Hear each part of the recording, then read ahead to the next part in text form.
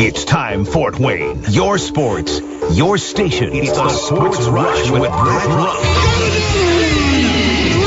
Max Landis. Covering all the topics that hit a nerve here in the Summit City. Clark goes 11 yards, touchdown. Only on 1380 The Fan and 100.9 FM. Now here's your host, Brett Rump. The greatest, most interesting, most important person of all time. You are incredible.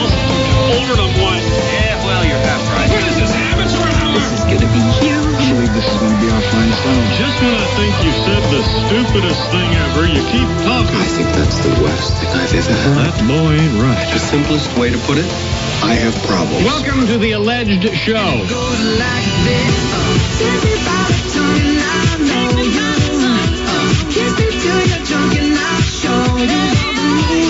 Here we go with the Wednesday edition of the Sports Rush, your daily local sports fix, 4 to 6. I am Brett Rump along with Adam Lundy. And yes, I am here. I am live up until 6 o'clock.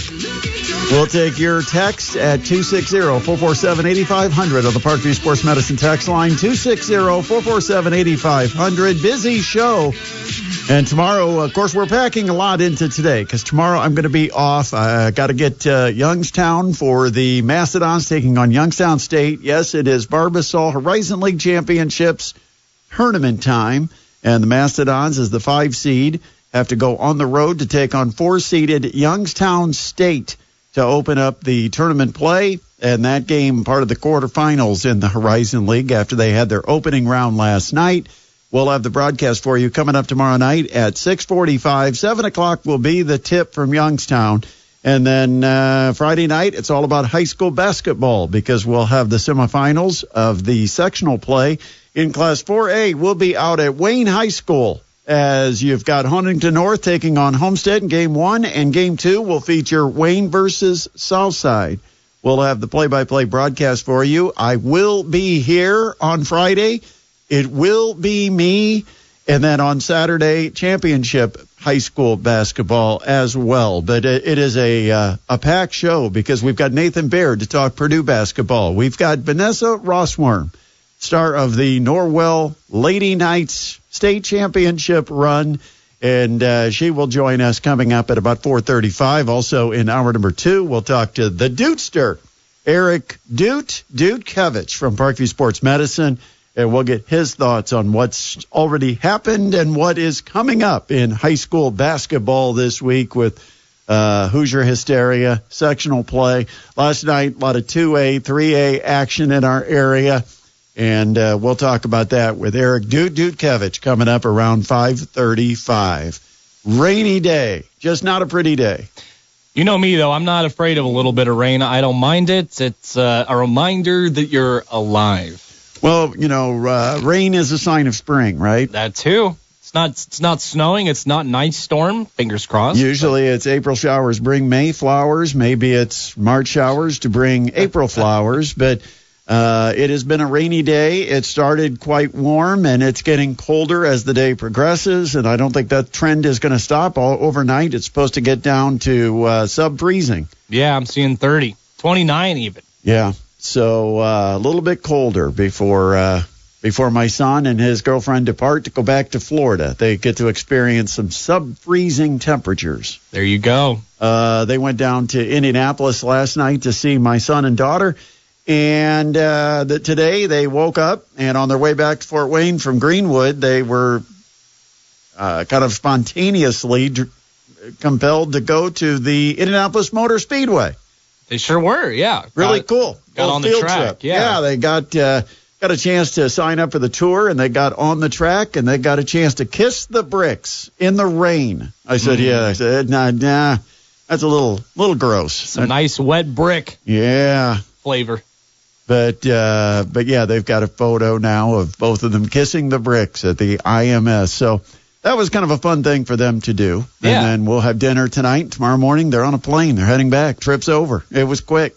Man. And then I'll be heading to Youngstown. So a lot of traveling going on. But one of the reasons why I'm here today, because I know usually when the Dons are on the road the day before, I am jumping on a bus at about 4:30 or 5 o'clock. And today, the reason I'm not is because, number one, my son is here. Number two, I did not want to miss today's show because next week I don't know what the schedule is going to be, whether I'm going to be around on Monday. Yeah. You know, a lot of things are up in the air. And, of course, then next week also we have the Big Ten tournament, and we'll be off for a couple of days with that. So I didn't want to give up another day of the show. No. And my good buddy, Chris Lambert, he's heading to Youngstown to cheer on the Mastodons tomorrow, and I was fortunate enough that he invited me to be his passenger. So good job, Chris. Appreciate it. And so I'm able to be here today and keep you company up until 6 o'clock. Now, coming up tonight,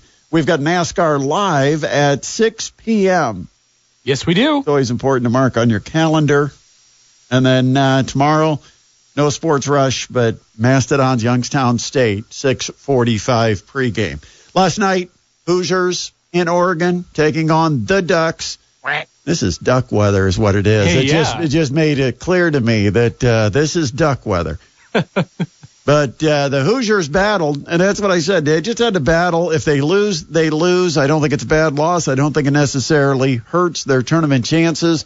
But Indiana did fall, and they fell in a disappointing way. I mean, you still can be kind of disappointed that the Hoosiers got outscored 10-0 down the stretch of that game and gave up the last 10 points of the contest, and Oregon ends up winning it 73-64. Mike Woodson was quite upset with the officiating, and 21 free throw attempts to 7. But you know what? I don't know if you can make a big deal of it when you're not making your free throws and the other team is. I mean, Oregon got 21 free throws. Indiana got just 7. But Oregon made 19 of their 21, and Indiana made just 3 of their 7. So Oregon took advantage. I mean, they got to the line a little more often, and they converted it. And Coach Kaufman always says, you know, the team that's tougher, the one that's the aggressor, they're the ones that generally are going to get the benefit of more whistles if they're the ones that are taking it to the opponent. And Oregon plays a very aggressive style. And so Indiana ended up falling by 9. Like I said, as long as you don't let one loss become 2 losses, become 3 losses, and they end the season losing 3 straight games and bowing out of the Big Ten tournament, I don't think Indiana's crushed by this loss. They just got to come back and take care of business against Ohio State. But yeah, the free throw line kind of decided it. How about if you're a bettor, though? Indiana, and this game was within the line the entire way. Indiana was covering it. And it wasn't until the last couple of minutes when Oregon went on that 10-0 run to end the game where Oregon actually covered. So if you had Indiana, you had to feel good about this for about 38 to 39 minutes of play, only for Oregon to cover the spread in the final minute or two. And so Oregon wins it and covers the 6.5. And IU bettors, the best you got is you might be able to make a segment of Scott Van Pelt's bad beats because looked like you had it last night. Yeah, and I mean, like you said, this was a game that was led by IU 64-63 with just under 2 minutes remaining. And then, of course, you allow the Oregon Ducks to score 10 more points in the last 2 minutes of the game while you don't. And, I mean, that's all the difference right there. So just kind of some late game mishaps once again for the Indiana Hoosiers. It puts more pressure on this game coming up against Ohio State, though, doesn't it? I think there was pressure either way because you don't want to have a bad loss at home. And so I kind of feel like Indiana needed to beat Ohio State regardless of last night's result. Sure. But you're right. I mean, you start to put yourself into a one-game tournament if you lose against Ohio State. And that means, when I say a one-game tournament, that means you're playing for your postseason life when you go into the Big Ten tournament. Your very first game, you must win.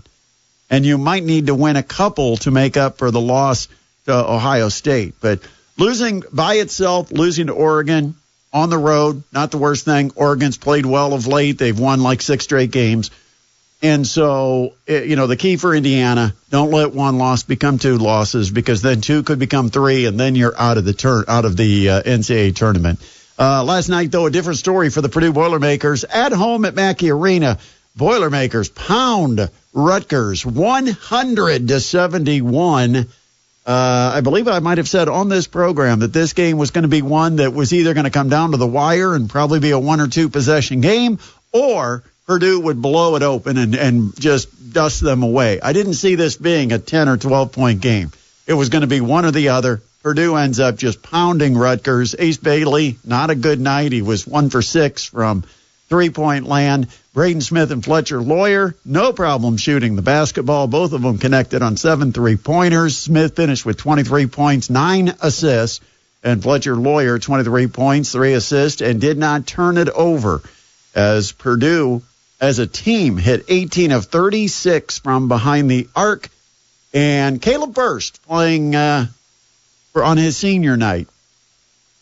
Yeah. Kind of special because he was the only player that was featured. He had some student managers, but Caleb first had the stage all to himself for senior night. Really cool.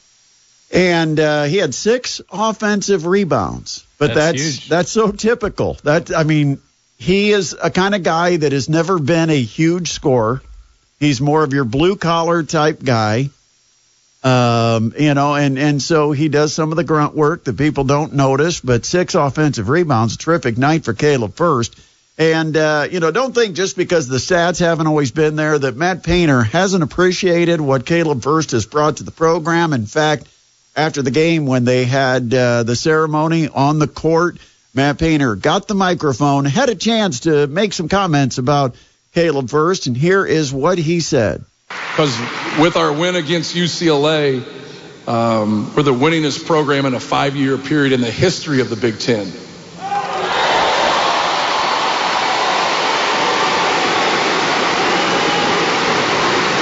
And anytime you can do something special without losing your soul, it's a beautiful thing.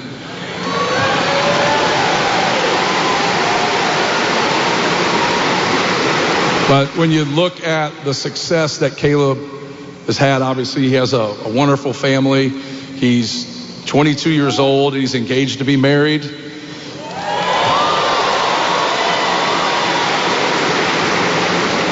He's been accepted into medical school.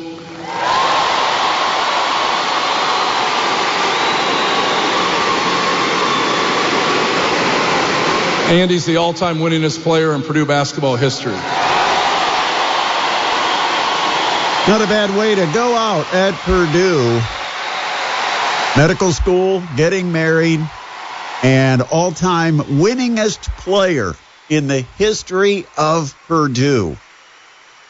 Pretty special for a Fort Wayne product, Caleb First.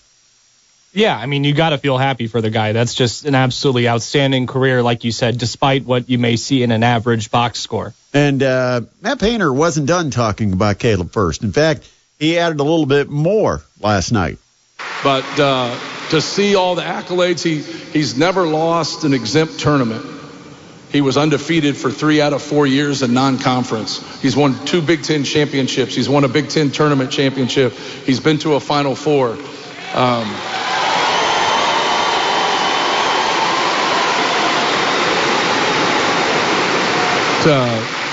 To say that in life and in basketball he's checked all the boxes would be an understatement. So it's been an honor to coach him. Very proud of everything that he's done and the way he's carried himself and the way he's represented our institution, because that's what it's about. It's about representing something bigger than you, whether that's your family, your high school, your college, your name, the first name. Like you represent your family, and just a special person, and couldn't be more proud of him. So let's get him up here and let him talk and say a few words. How could you have a Caleb First senior night where you play a video of some of his highlights and you give a speech that lasted like 3 minutes long and not one mention of Buddy the Elf? Come on. Come on. It might be the one thing he's most remembered for is his portrayal in back-to-back years of Buddy the Elf on those little video segments that Purdue put out. Those were legendary, no question about it. Should have definitely got a mention in that. I kept thinking it would be on the highlight video where they were showing, some of the Caleb First, and I thought, okay, surely at some point they're going to break into Buddy the Elf, because how could they not? And then they didn't. Keeping things formal. Keeping things. Yeah, they got focused with, what he had done as a basketball player in a basketball uniform, but I think it was in the yellow tights where he really made his mark at Purdue. Definitely, though, big shout-out to Caleb First making the 260 and all of Purdue Nation proud. Absolutely. Last night, speaking of making the state proud, how about Tyrese Halliburton? My goodness. Oh, my goodness. The guy is on fire. Yeah, it continues. And the Pacers also on fire. Yeah. And maybe the two go hand in hand. I would think they do. But the Pacers beat Houston last night. Good Houston squad. And they beat them 115-102. But everything falling into place. Pacers are playing better defense. They're getting tremendous play from their leader in Tyrese Halliburton. And again, 6 players last night in double figures. I think they had 6 in double figures the last game. So, everything is kind of falling into place right now, and there's just over a month left with the regular season, so it's a good time to see it happening. But Tyrese Halliburton, listen to this, 28 points. He was 5 for 8 from behind the three-point line, and a couple of those were logo threes. Those were Caitlin Clark-type threes. They were distance, right? Yeah, and I like how that's become the measurement now of three-pointers. Is it Caitlin Clark distance? Yeah, they're the Caitlin Clark distance three-pointers. But not only did he have the 28 points, he had 15 assists, a double-double for Tyrese Halliburton. Pacers get the win impressively over the Houston Rockets, 115-102. Let's find out what else is happening in the world of sports. Today's top headlines with Adam Lundy. All right, thanks, Brett. The Chicago Bears are trading a 2026 fourth-round pick to the Kansas City Chiefs for two-time All-Pro guard Joe Thuney. It's the second trade the Bears have agreed to in the past 24 hours to beef up their offensive line to provide better protection for quarterback Caleb Williams. On Tuesday, the Bears agreed to trade with the Los Angeles Rams to acquire guard Jonah Jackson. Longtime Cincinnati Bengals defensive end Sam Hubbard announced his retirement today after 7 seasons. Hubbard, who was born in Cincinnati, was the longest tenured player on the Bengals roster. He's the only player on the team who predates the arrival of head coach Zach Taylor, who was hired in 2019. And 4-time Pro Bowl defensive end Max Crosby has agreed to a 3-year, $106.5 million contract extension with the Las Vegas Raiders that makes him the highest paid non-quarterback in NFL history. And one more for you today, Brett. Seahawks star wide receiver DK Metcalf has requested a trade away from Seattle and prefers to be dealt to a contending team. Metcalf, a 2-time Pro Bowl selection, made his trade request today after a series of conversations over the past 2 weeks. Metcalf is coming off a 66-catch, 992-yard, 5-touchdown season, having missed 2 games with a knee injury. I would say the Colts, but like you said, he prefers to be dealt to a contending team. Isn't every team a contending team in March? That's what they say. I mean, everybody's 0-0 and they all think they got a chance. Do we think the Colts have a chance? Well, maybe if they get DK Metcalf, they do. There you go. Maybe we're not a contender, but if you get DK Metcalf, maybe you are. I don't think, though, the Colts would be a team that would be an example of contender since, they've only made the playoffs like once over the last 6 years or something. Yeah, still have to have a whole quarterback competition. Yeah. All right, those are today's top headlines with Adam Lundy. Coming up next, we're going to talk all things Purdue. Nathan Baird from Indy Star, who covers the Purdue Boilermakers, will join us, and Vanessa Rosswurm joining us in about 15 minutes. It's all part of a Wednesday edition of the Sports Rush on 1380 The Fan and 100.9 FM. This is Maria Marcasano, head women's basketball coach at Purdue Fort Wayne, and you're listening to the Sports Rush with Brett Rump on 1380 The Fan and 100.9 FM. Coach of the year in the Horizon League, Maria Marcasano, and the women's basketball team now knows who they're going to play. They've got Wright State coming to the Gates Center tomorrow, 7 o'clock. Kids, kindergarten through 12th grade, can get in for free. That's right, free. To enjoy Barbasol Horizon League Championships, the quarterfinals, and then with a win, the Mastodons would head down to Indianapolis to participate in essentially a Horizon League Final Four is what it would be.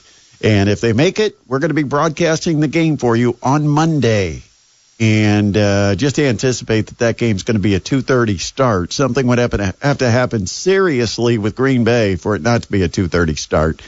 But Mastodon start tournament play as the number 2 seed in the Horizon League at home tomorrow night, while the men are on the road at Youngstown State, a 4-5 battle with the 4th seed and 5th seed. Dons are the 5th seed, so they're on the road at Youngstown State. We've got the broadcast here tomorrow night at 6:45. Last night, you had a chance to hear the Purdue Boilermakers rout the Rutgers Scarlet Knights 100-71 on Caleb First Senior Day. And we're going to talk about the Boilermakers, the state of the Boilermakers right now with Nathan Baird from the Indy Star. And first of all, I just want to talk about Caleb First. He kind of, to me, Nathan, he kind of exemplifies everything that you think Purdue is about. It kind of all comes together with Caleb First, doesn't it? Yeah, I mean, maximizing guys like that is really crucial for them. Now, it's not like they don't get NBA talent, too, obviously, with Zach Edey, Jaden Ivey, and guys before that. But they need these guys to have the kinds of careers that Caleb First has had. And this has been a really interesting season for him because coming out of preseason camp, it seemed like maybe there was an opportunity there that he wasn't taking. They were really looking hard for more people to play in the post. And, obviously at one point they even go to a small ball lineup where Camden Heidi's starting. And it wasn't really until Caleb First, I thought, right around Christmas, coming out of Christmas, he starts asserting himself defensively, rebounding, and is not really an offensive threat most nights, but can do those other things so well that it lets Trakoff and Wren do his job, lets other guys do their job. Like, that was when you saw this team take off for a while. It didn't sustain it, and I think he's going to have more games like he did against Rutgers, as opposed to maybe how he'd been playing the previous few games. I think he had 9 rebounds last night. That was more than he had in the 4 previous games combined, and there's always things that factor into that. But considering how he's not a big offensive contributor, those things like rebounding and just being in passing lanes on defense, causing turnovers, he's done a really good job of that throughout the season. So I think those are pretty essential contributions that he needs to keep making as you get into the postseason.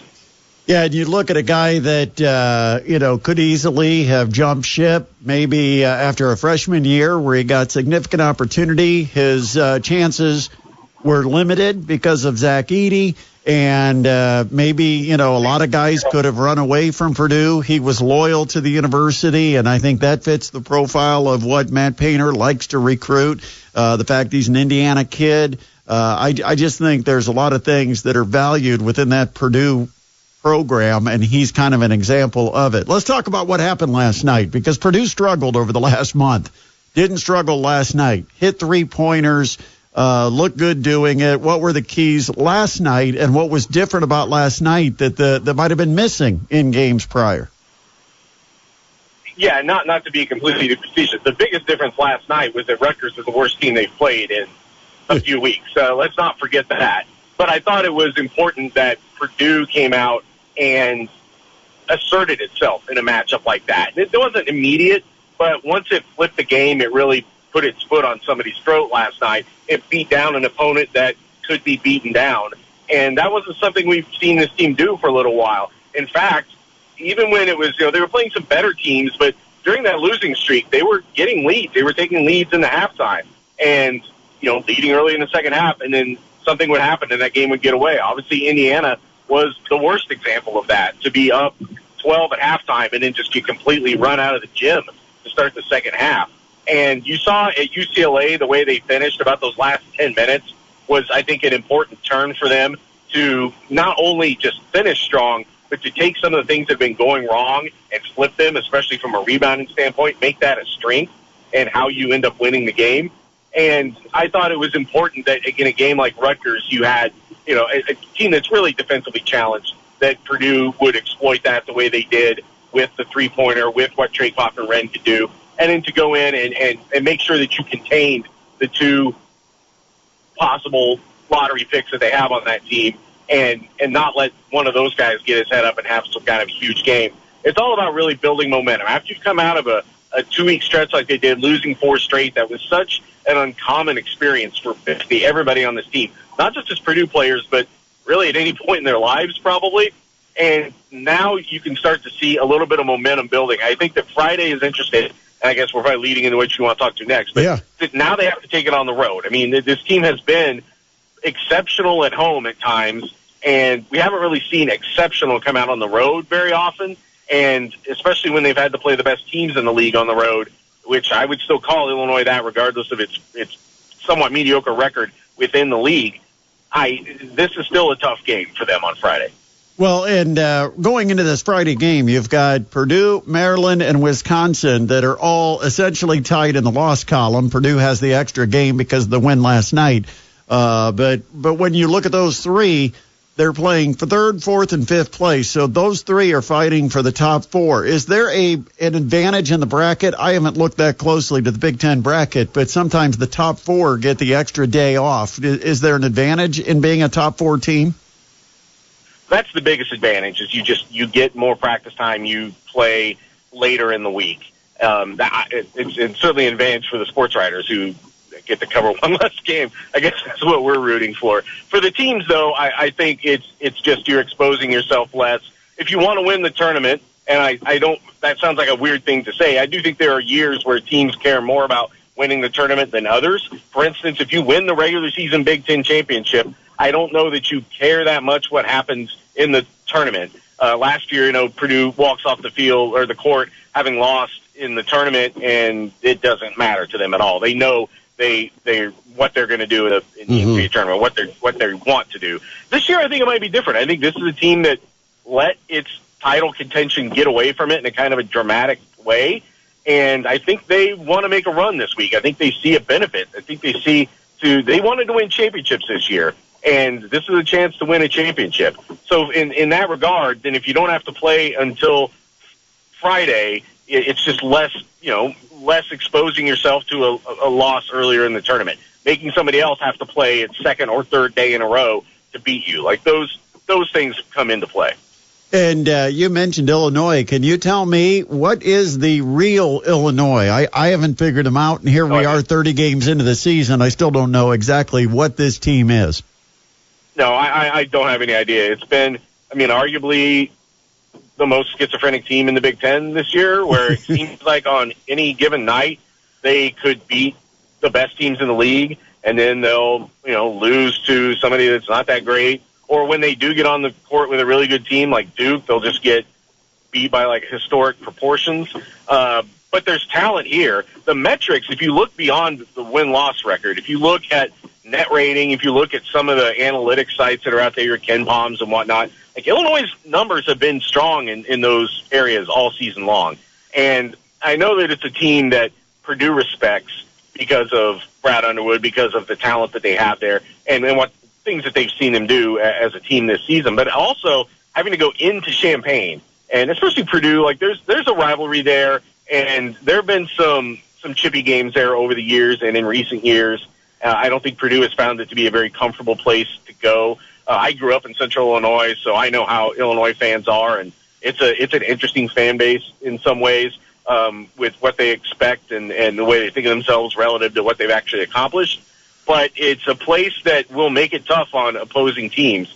And when we looked at this at the start of the season, this really jumped out at us because we were like, wow, if Purdue has to win its last game to win a Big Ten championship, they're going to have to go into Champaign and do it. Like, that seems like it could be a tough call, especially because we thought Illinois might be one of those championship contending teams. And as it turns out, they're both, far off of that pace. But I think both teams look at this as a game that can mean something to them. Purdue wants to finish with a winning streak going into the Big Ten tournament. They want to regain the momentum that they lost over those 2 weeks and kind of bring themselves back to a higher plane. Plus, a win on the road would maybe help them get off of the 4 line to a 3 line in the NCAA tournament. Like, who knows? There's still some things out there like that. For Illinois, I think just because it's been such an up and down season, they want to be able to say that they beat a team the quality of Purdue, no matter where that game is, and give themselves also a little momentum going into a tournament that is probably going to mean even more to them just with what they can accomplish. So I'm expecting it to be a pretty hot atmosphere on Friday. One thing I do like for the Boilermakers cause is that they play on Fridays, so they do get a couple of extra days of rest prior to starting that Big Ten tournament. I think that's valuable this time of year when you get into February is any time you can get extra rest. I think that's really important, and I think that's going to be one of the keys for the Boilermakers is being well rested. In fact, just that break between IU and UCLA, I think we saw a better Purdue team. I got to ask real quick before we let you go, Nathan, who is, as of today, who is the favorite in your mind to win the Big Ten tournament? I know Michigan State's in first. Are they the ones that you think have the best shot to win the tournament? That's a great question.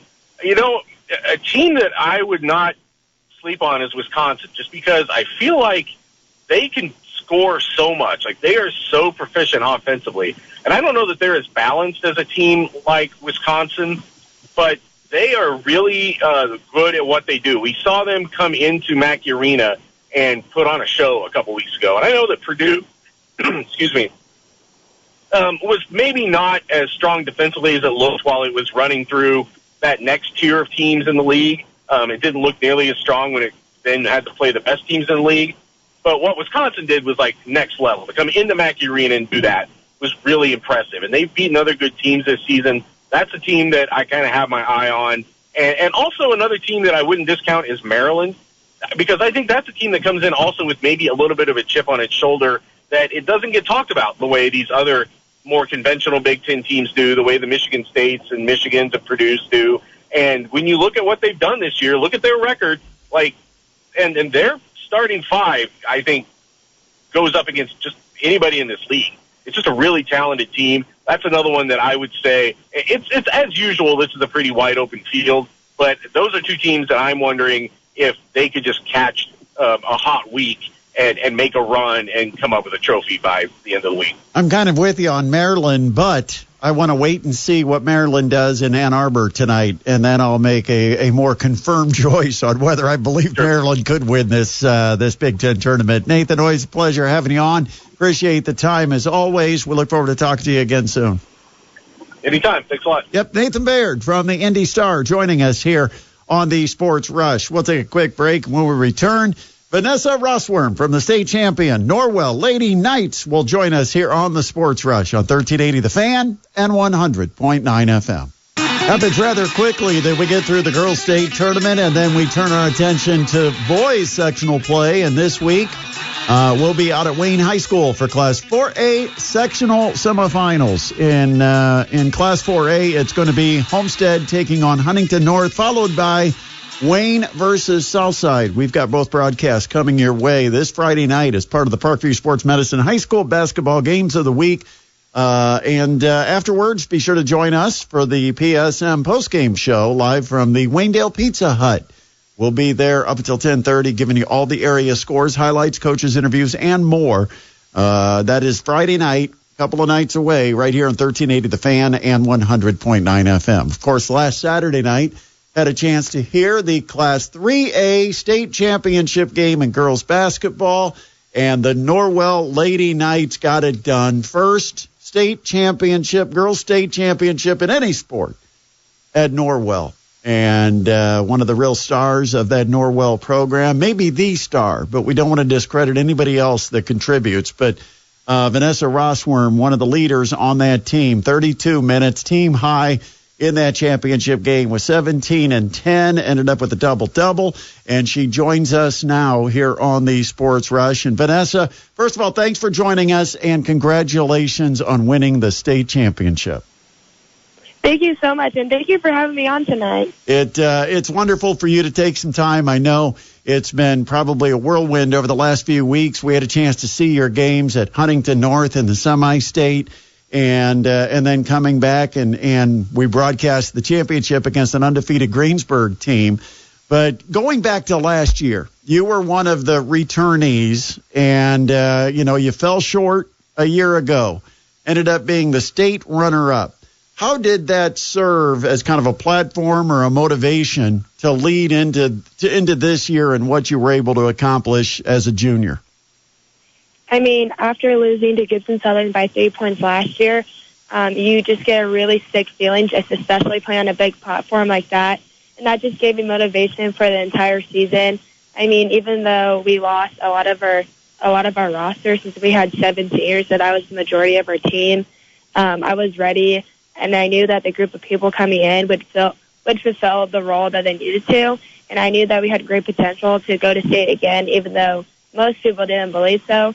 But just being there last year has definitely gave me and also my other teammates, even though they didn't necessarily play, but just being in that atmosphere last year has definitely helped us to have more experience this year, because last year I felt like we were more focused on, oh, this is a great opportunity, like this is so cool to be here. But this year we were more focused on just getting there and also just winning, mainly winning. Yeah, taking that next step, the one that got away a year ago, because you never know how many opportunities you'll get something like this in your life. And, of course, you were very fortunate to be able to do it as a sophomore, win state as a junior, so you've got a whole nother year of basketball left. But was there ever any doubt? And I asked your coach about this because, you know, you mentioned you had to replace a lot of that team that went to state last year. And early in the season, you're playing some really good competition. You're struggling to get some of the victories that maybe you're hoping for. Was there ever any doubt in your mind that maybe this team's not quite what we need to get back to state again? I mean, obviously those losses don't feel great, but I knew since we were younger, we were going to have to go through some bumps in the road. And I knew that was going to be okay, because as long as you learn from those losses, I mean, those losses are only good if you learn from them and if you know where to go from there. So I think just having the schedule we have, and even though losing is not fun, it's good for us to be battle tested like that, and just to see different competition, and especially at a 4A level, and just to prepare us for our state run. I know you had to make the switch to point guard, and I think that surprised you, and I don't think your coach was even expecting that you would be the point guard, and all of a sudden, like a flashbulb went off. Yeah. But making that move, how did that change your game? What did you have to develop to actually make that move to point guard? That move from the point guard started in June.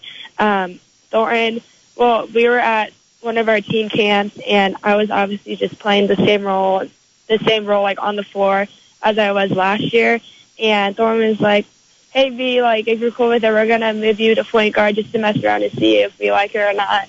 And I'm always free to do whatever. So I was like, yeah, sure, like, I don't mind. And I remember just playing into those games, and I really enjoyed it, and I just really embraced just getting the ball and starting offense for my teammates and I.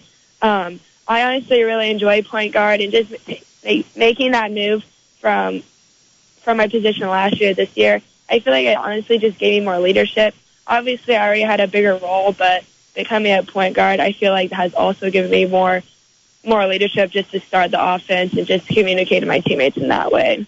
How did playing in the Northeast 8 Conference prepare you for what you saw in the postseason? Because that was a great conference for girls basketball. Yeah, I mean, our conference is definitely one of the hardest conferences around the area.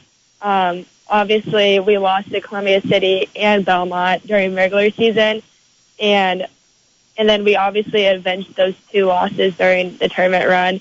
And I think that just shows us how much that even though we lost during regular season, that really helped us and motivated us to beat them during tournament run. And it also just shows how much we have improved and how many adjustments we have put together, and just how much we have put each other accountable just to get the job done.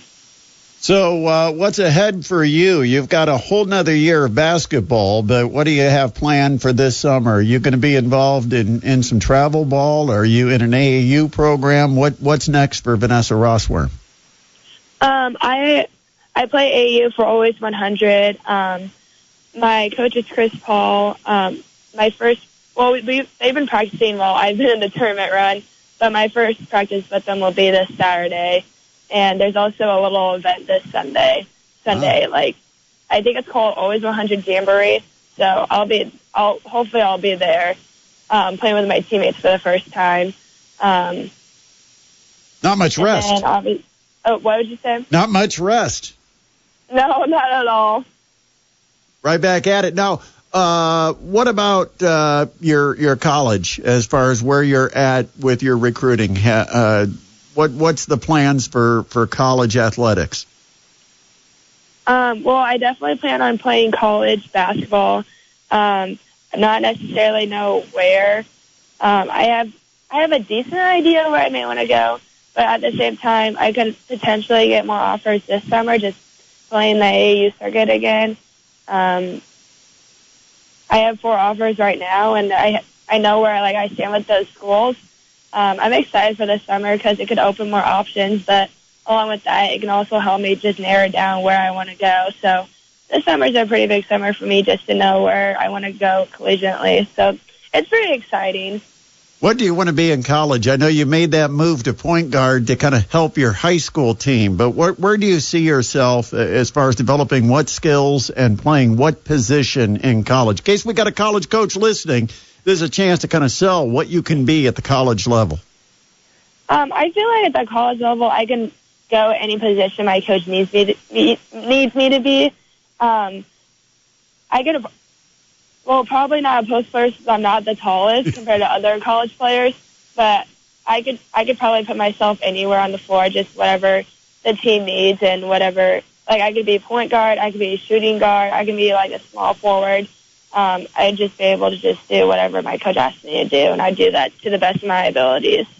Well, congratulations on the state championship. It's got to be something that you're thrilled to get through. And now I understand, is it next year that you have to go to 4A, or is that happening in 2 years? Do you know?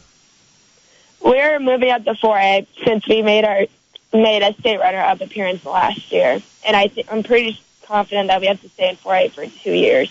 Yeah, I was trying to figure out because of the reclassification just happening this year, whether it was next year that you move or if you do it right away this year, meaning this summer, making the move. But at some point it's going to be 4A basketball. But best of luck next year. The road will only get tougher for you, Vanessa. But good luck with your college decision, too. And, again, congrats on the state championship.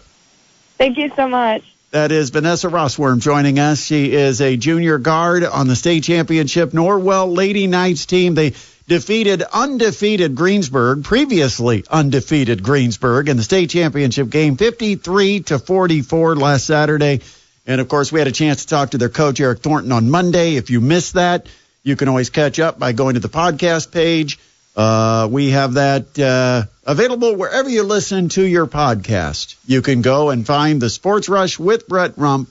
You'll find the Eric Thornton interview. You can always go back and listen to the interview with Vanessa Rosswurm. That'll be posted after the show today. But great to talk to her. Always enjoy talking to our area high school athletes. Never really sure what you're going to get as far as how much they've dealt with media, but she was delightful, much like most of the high school athletes that we get. We're usually pleasantly surprised at just how well they handle the media. Yeah, and that's a huge credit to our area coaches who do a fantastic job, and our area teachers who do a fantastic job of bringing up these young adults. Of course, both of us are products of area teachers, too, so I guess it kind of balances out, right? Yeah, they can't get to every lost cause. It's a good thing they taught our young athletes well. 260-447-8500, the Parkview Sports Medicine text line, 260-447-8500. Love to hear from you. Coming up in our next hour, Eric Dudkevich is going to join us. We'll focus on boys basketball. We're going to break down sectional by sectional and who Duke thinks has the advantage to cut down the nets on Saturday night. So we will have that coming up in hour number 2. More talk about the Mastodons, men and women. That's tourney time for the Horizon League. So, it's win in advance now, lose and see the season come to an end. A lot of pressure, and we'll talk about the men and who they've got to face, and some of the keys to the game. We'll talk about the women now that they know their opponent. IU, Purdue, both of them in action last night with mixed results, and more on high school basketball. It's a very busy Wednesday here on the Sports Rush on 1380 The Fan and 100.9 FM.